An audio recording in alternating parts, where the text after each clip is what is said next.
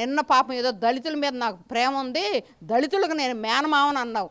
దళితులకు మేనమావ అంటే నిజంగానే మా దళితులకు న్యాయం చేస్తాడని చెప్పి దళితులందరూ కూడా మా జగనన్న మరి మా మామయ్య అని చెప్పేసి పిల్లలు వీళ్ళందరూ ఏ విధంగా అయితే ఇది చేశారో ఇవాళ గంజాయి బ్యాచ్ని ఎందుకు ఓదార్చడానికి వెళ్ళాడంటే గత 5 సంవత్సరాల్లో ఆ గంజాయి వలన ఆ ప్రభుత్వానికి వచ్చిన, ప్రభుత్వం కాదు ఒక పార్టీకి వచ్చిన ఆదాయం విచ్చలవిడిగా ఉందన్నమాట.